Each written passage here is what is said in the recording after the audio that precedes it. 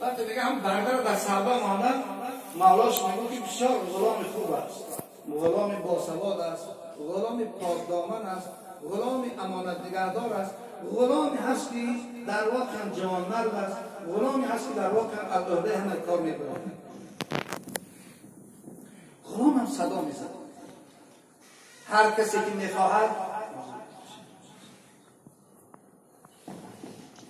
اگر من را بخرد یا به ملک خود درآورد، من هم شرطی دارم.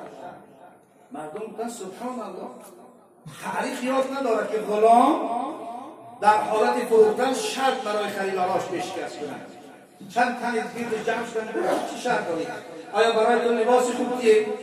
آیا برای تو غذای خوب کیه؟ آیا برای تو کار خوب یا جای خوب؟ گفت نه، من از کار نمیترسم. هر چیزی که میتیه برای من تیه، هر گوشه خواب بکنی خواب کنی، هر وقتی کار میفرمی کار فرمی. اما یک شرط دارم، فقط اجازتی که در یک روز 5 مرتبه از عاقب رسول الله صلی الله علیه وسلم مسجد نبوی نماز ادا کنم. غلام یک جوان گفت که احتیاج به غلام نداشتم، به خاطر این سخن خوبت من تو را میخرم. غلام خریدن.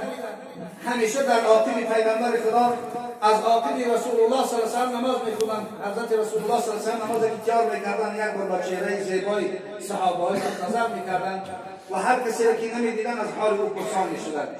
میگه یک روز بعد گذشتن ماها در یک نماز، در 2 نماز، در 3 نماز دیدن که این غلام نبود، یعنی این جوان هم بود.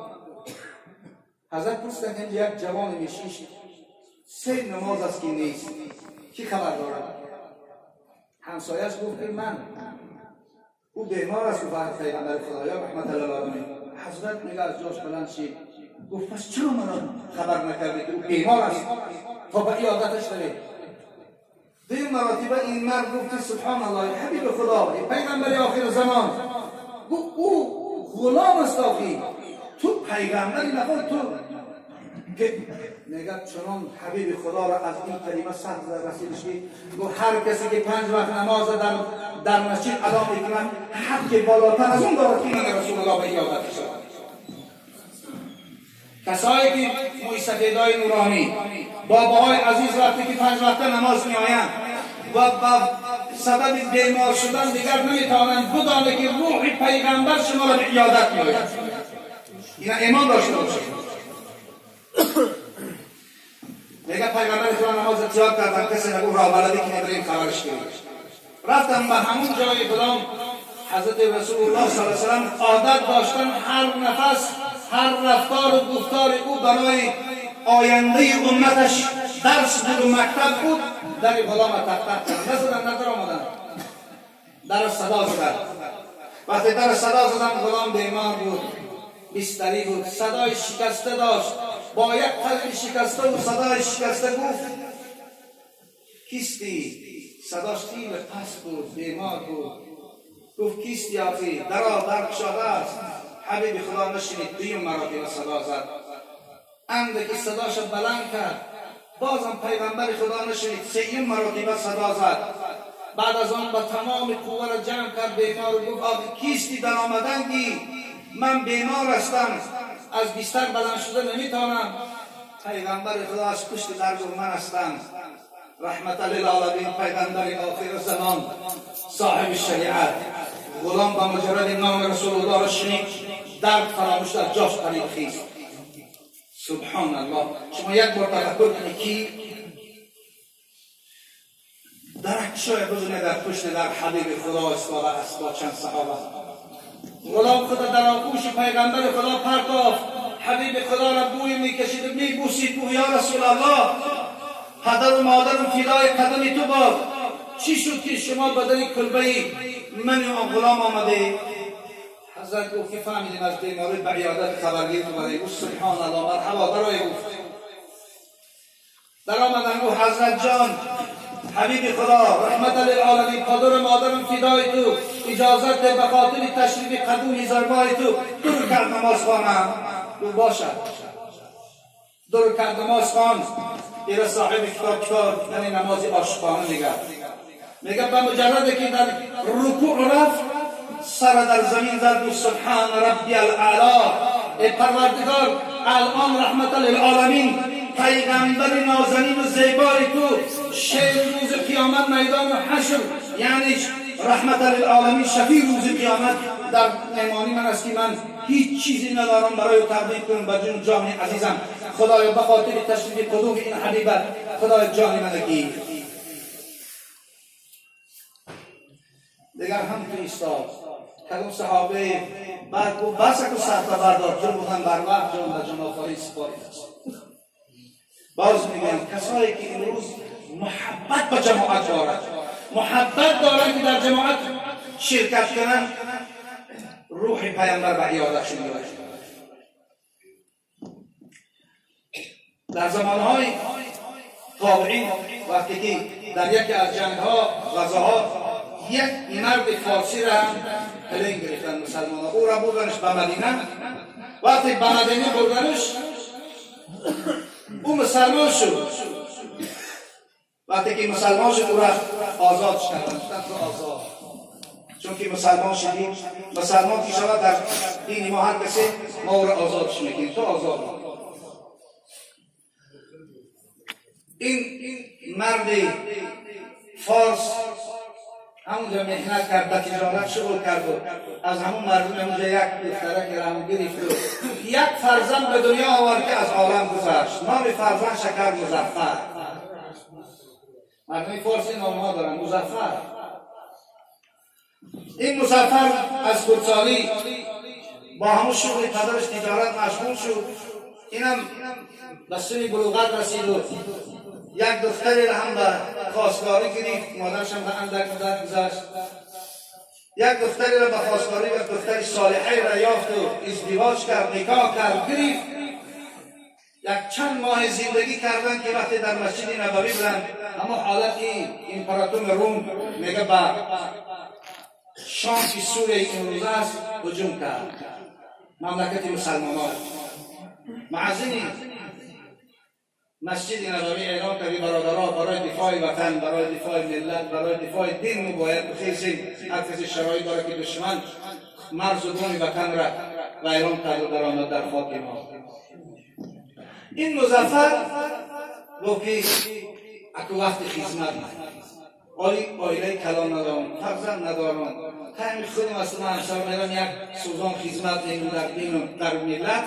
بعد از آن بیام دیگر شاید این فرصت نشود و خودش این اطمینان گرفت و اومد به همسرش هم صحبت شد. گفت همسر من چنین نقشه دارم. گفت که نقشه بسیار عالی است، من از این نقشه گردانده نمیتونم.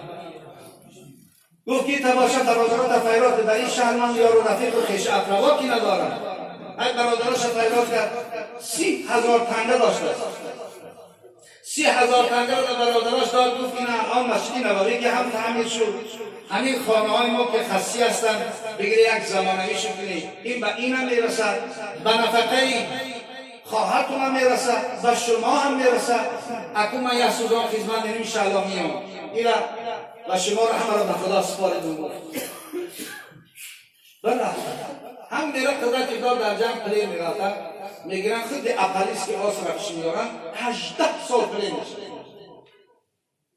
حقیقتی مولا صحبت میگن که آخی یا من ایم نگار پول بگو من هم خدمت کنم پول اتیار کنم ترگوتنو من جواب کنم. همون بعد 18 سال توی گفتگی او را اتیار نمیتیاش بعد جوابش میتیاش 18 سال. وقتی میگوید تو با مملکتش میگه 2 سال دیگر میگذرد، از بین 20 سال میگذرد. میگه که بالی من خونم میافتم باش محمد دیگر شد 4 دیگر شدن میاد یک طبیعت خدا میگه نه همون خاصگاهش همون خاصگاه است. این میگه این از دو حکمت کاری نیست، یا همسر مرد است یا شوهر است. اگر هر آینه نمیمرد یا شوهر میگه باید ما پول دادم اینو تامین میکردم. شما خوب توجه کنید مقصد من اینجاست. وقتی میگه در خانه‌ش میتفت که داخل خانه شود ناگاه مؤذن حی علی الصلاح حی علی الفلاح میگه ای مسلمان به سوی نماز، ای مسلمان به سوی نجات. مردی که 20 سال شد زن و فرزند شنیده است. از جاش میگه اول لبیک خدا را جواب میگم، بعد از آن میگم خانم. از دری خانهش میگرده میروه مسجد. حکمت را ببینید، وقتی که نسبت به سنت پیغمبر، نسبت به راه و روش اسلام اعتقادی خدا را به حکمت نمیموند. میبینم مسجد که در منبر یک جوان زیبای 6 دست و ریش سبز سیاه در گرد منبر 7 دانشمند بزرگ، یکی از اینها قاسم ابن محمد ابن ابی بکر، میره حضرت ابوبکر صدیق در علم در همون زمان او هیچ که با او برابر شده نیست. 7 بزرگ مردم جهان که رشته بودن، این جوان در باب حج موسیقی حج صحبت میکرد. این مرد خوش به حال همون پدر و مادری که خدا با اونها این نعمت را داده است. اون چند صحبت کرد، نماز خواندن و خیست به خانهش آمد. در حق پدر و مادر این جوان دعا کرد، آمد خانهش. وقتی که از اون در بیچی خانهش درون شید که این جوان هم از آقیب شما گو بابا یکان حاجت داری؟ گو بچه می خانه منه، بچه می خانه ما بابا. گو این کی خریده؟ چون وقتی این رفته بود از فرزند درک نبود، همسرش نمیدونست که حامله دار بود. گفت بابا این ما همچه تولد چیدیم؟ گفت یک من بود این چخیرش باشید. در این گفتن بودن که مادر صدای شوهرش شنید، مظفر رو شنید، از در بیرون شید. گفت ربیع این پدری تو است، همونی که گفت میرم یک سوزان خدمت میکنم مظفر، این پدر تای گفت. گفت وقتی شنید که این فرزندی او است، دیگر آب و اشک دلش جارش داشت.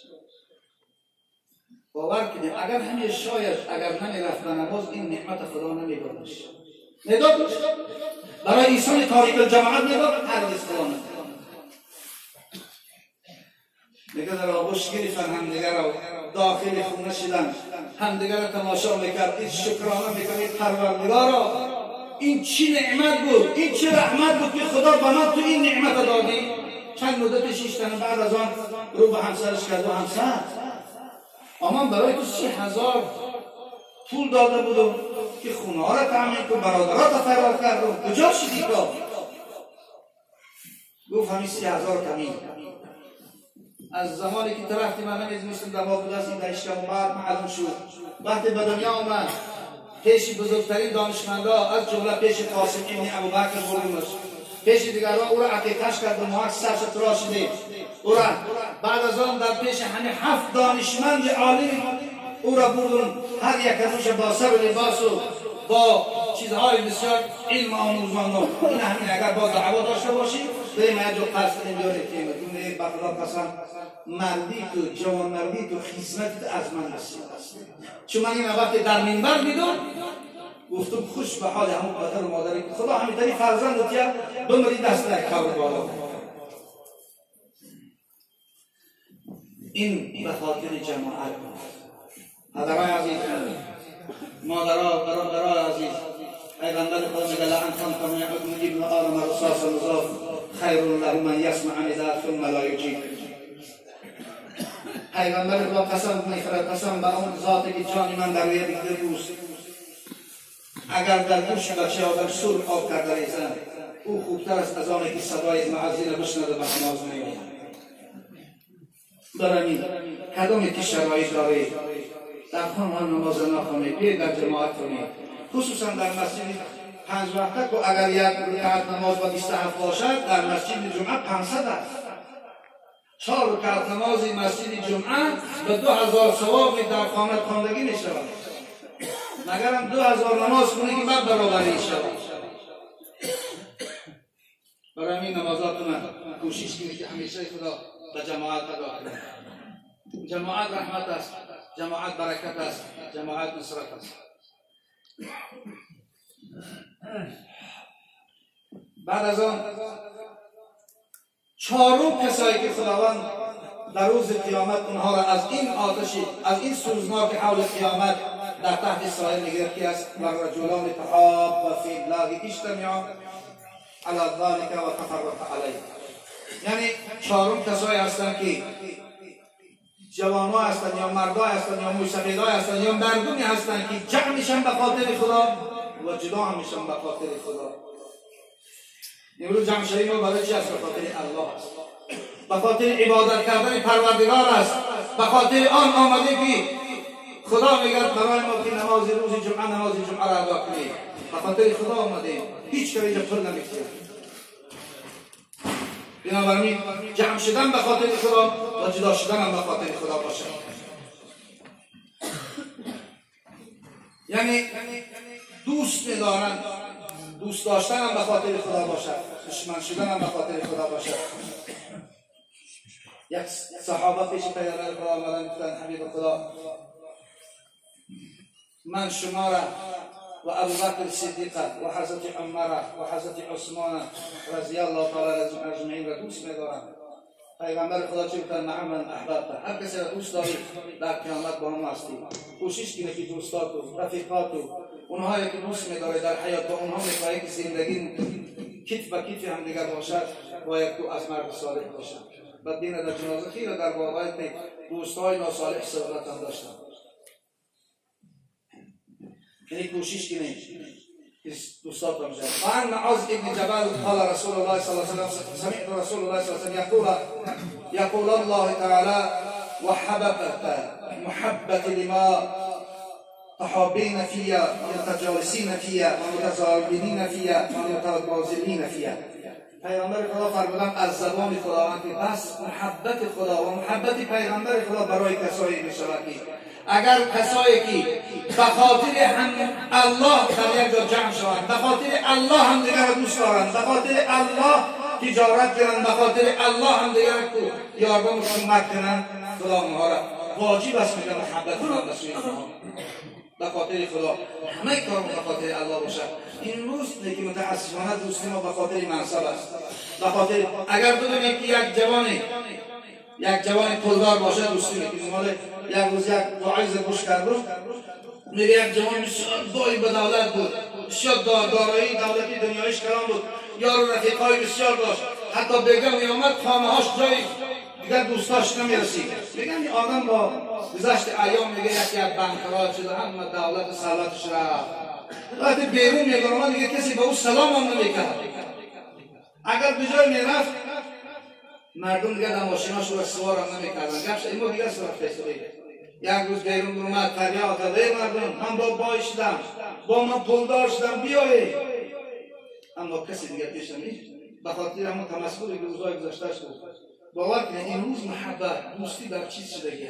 مردم به خاطر چیز دوست می‌داریم، نصیحت‌دارا را دوست می‌داریم، مذهب‌دارا را دوست می‌داریم، پولدارا را دوست می‌داریم، اما فقیر و بی‌نوایی که نزدی الله به نماز دوستش نمی‌داریم. امروز یک مسکین و بی‌نوا و یک عاجز و دلشکسته اگر دستگیری کمک نمی‌کنیم، چون الله او را دوست می‌دارد، از آه او خبردار است، اما او را دوست نمی‌داریم. کوشش نمی‌کنیم دعای او را بگیریم که حتی یک مسلم الله ولو کان کافرا گفته است که ما بین من و مسلم هیچ گونه حجابی نیست، اگر کافر باشد دعاش قبول است. ما امروز مسلمای بسیاری داریم بیچاره‌ها حتی نان خوردن ندارند، حکومت دستگیری نیست. این روز یک جوان برادرش می‌گوید در آمدیم در بالای مرده‌اش مردم قتل کردیم. اون دیگر جوان پشلا آمد برادرش گفت که حضرت‌ها این خدایا بوده، خدایا رو من کردن، کوشش معاش کردن، چون هیچ کمش به خاطر خدا نبود، همش برای ریاکاری بود. به خاطر خدا این روز هم اجازت است. بگید گفتم همون یک نیمی همون یک گاوه 3 چال نیچه آرد و خمای فلانی را بر 10 کیلو روغن بر 10 کیلو شکر برم مردک نام ندارم، شکر ندارم، چی با معنیش که من نشم بر بخانه او را، اما خود نمایی نکنیم. گفت الله چه علم شکل مردم نکنیم. ببین حالا هم کوشش داریم که شیطان خود سنگ کنیم. برای این برادر عزیز دوست داشتن رو به خاطر الله باشد. هر کاری به خاطر خدا کردیم خدا او را پیروز میکنه. اگر هر کاری به خاطر شیطان کردیم آخرتش که همون معلوم است. دعا میکنیم پروردگارا در این روز سعید ایام یک برادر جمعه گذشته از ما درخواست کرد کاری بچه است، کم بیماری هم دارد و میخواهد ازدواج کند با دختر صالحه، دعا کنیم خدای پروردگار در ازدواج اونها پروردگار برکت عطا کند و مثل همین